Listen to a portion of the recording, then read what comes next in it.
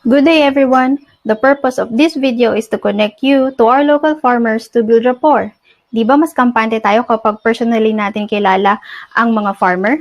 At alam natin kung paano nila pinuproduce ang mga kinakain natin. And if the farmer and consumer communicate, both could empathize with the whole process and come up with a mutual understanding of how we could help each other. And for now, I will start introducing you to the local farmers here in Cavite. Starting here in Amadeo, Cavite at Lucciole Farm.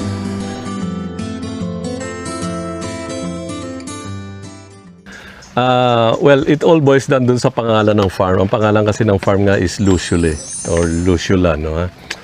It's an Italian word which means fireflies. So the first time kasi nag-overnight kami rito with the kids, nagulat kami kasi ang daming firefly. Even last night, marami pa rin fireflies, no? So, we were surprised na ang dami palang alitap-tap. Now, doing our research, na-realize namin na kapag may alitap-tap sa lugar mo, ibig sabihin yung biodiversity ng lugar mo is maganda. Yung hangin, yung lupa, everything is good. Virgin pa. So, with that experience, may message sa amin yung alitap-tap eh. It's either umalis kayo rito kasi hindi kayo taga rito, or let's work together. So yun ang nag-motivate sa amin. So naghanap kami ng sistema, nag-attend kami ng mga seminars, nagtanong kami ng mga tao, nagpunta kami sa iba-ibang farm, inikot namin buong Pilipinas. Naghanap kami ng system that we can work together with the fireflies or with nature. Hence, nakita namin yung opportunity ng integrated natural family farm. So kami lang siguro yung medyo kakaiba na, although siguro may ibang gumagawa rin, pero the way we do it is, when you say integrated, so everything works in a ecosystem.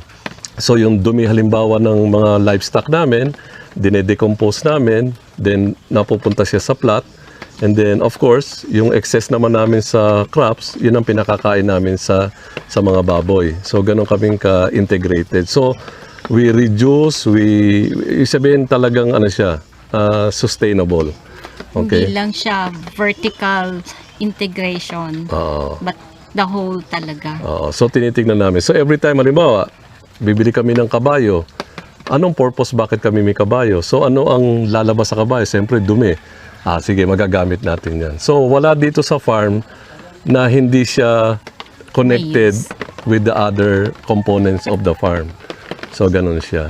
Natural, well, obviously, we always respect yung 4 elements of natural farming, which is, of course, the soil, the sun, water, and the air, no? Now, amongst the 4, ang pinaka-importante dyan is yung soil. Kaya kami, we always make sure na we have to build the soil. Kaya kami may mga swale, so para hindi maanod yung fertile soil ng farm. So, unfortunately, hindi kami African, vermiculture, kasi compost yung system namin. Tapos, talagang, you can see the balance of the fungi and the bacteria in the farm. So, yun ang aming system of farming. So, wala kaming concoctions. Well, wala namang masama doon. Depende kung ano yung purpose mo.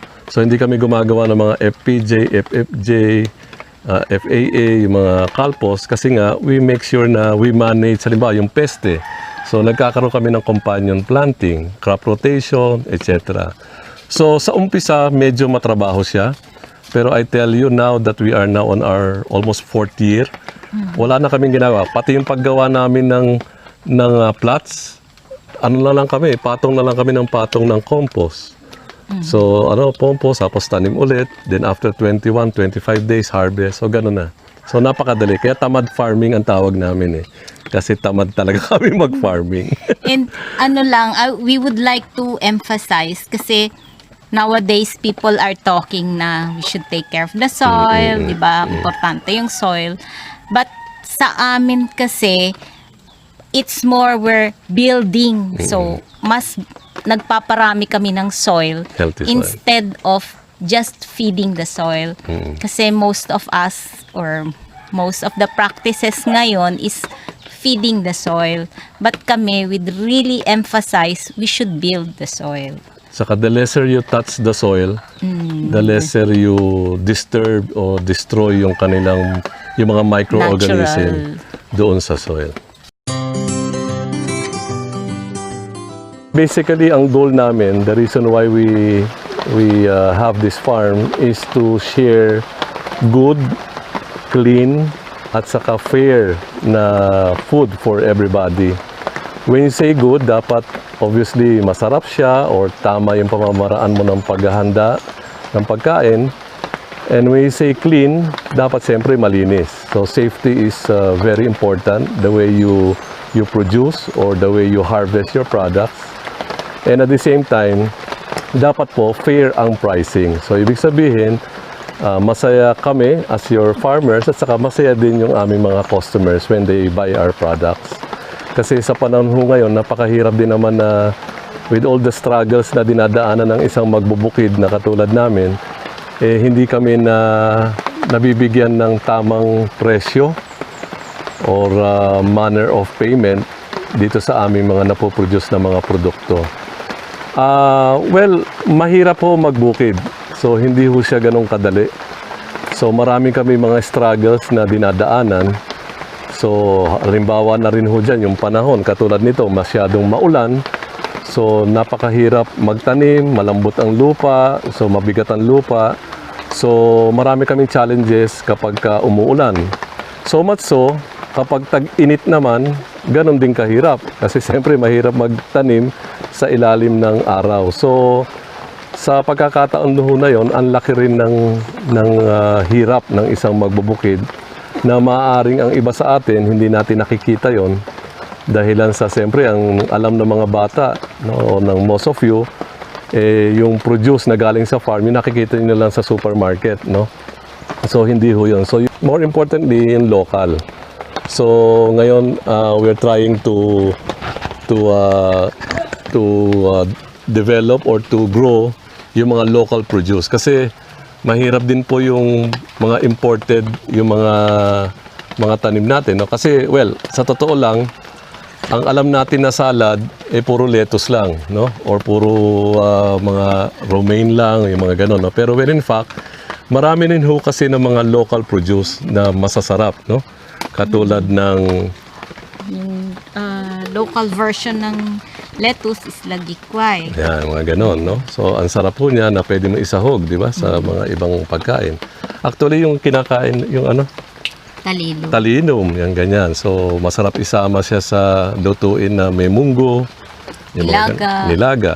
Tapos yung iyong paborito na sinigang na famous ngayon dito sa Amadeo. Ginamit ko yung rambutan as pangpaasim. Tapos yan, so tuwan-tuwa yung mga naging bisita namin na natikwan nila yung sinigang na ang gamit ay Rambutan. At saka guyabano. Kasi Guyabano. di ba prolific yung guyabano dito sa Amadeo. Wow. Yung Bunga. fruit mismo. Bunga. So maasim siya, masarap siya. So, ibig sabihin, importante na connected din yung farmer sa mga nagluluto eh. So I think yun ang isang advantage din namin na mag-asawa kasi ako yung nando doon sa farm, ako yung nag-aalaga ng baboy, nag-aalaga ng mga hayop at saka nagtatanim. At siya naman, siya yung nakaka-develop ng mga ingredients na dapat gamitin sa pagluluto. So nadidiscover namin along the way na maraming mga sangkap, no, na available. Pwede pala. Experiment. Nung kami nag-umpisa, ang market namin is yung palengke.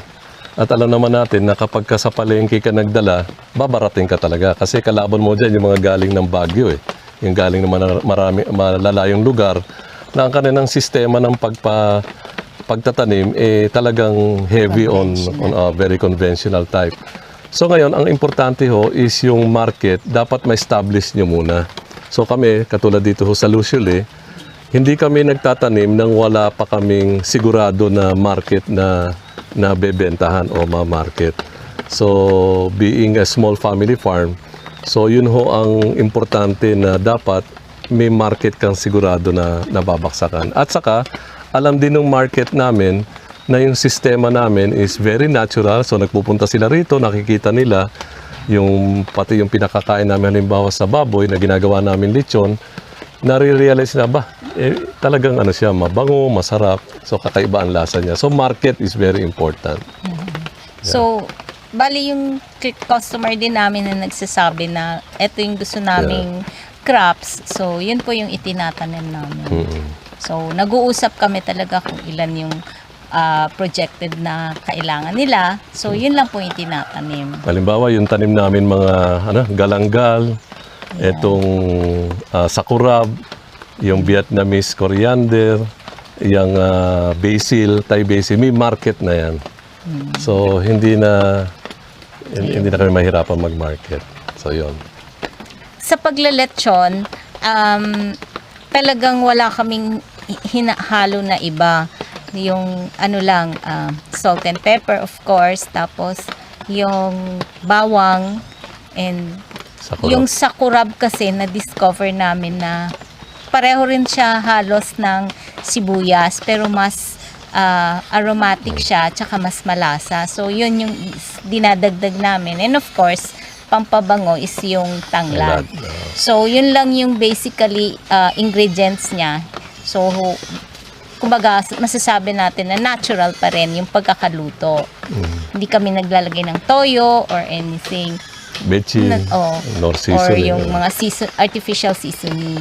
Sa pag-aalaga naman, naiiba siya kasi gulay talaga, tsaka soya lang yung kinakain ng, of course, greens din, yung kinakain ng baboy. So, hindi talaga kami nagpapakain ng kanin baboy.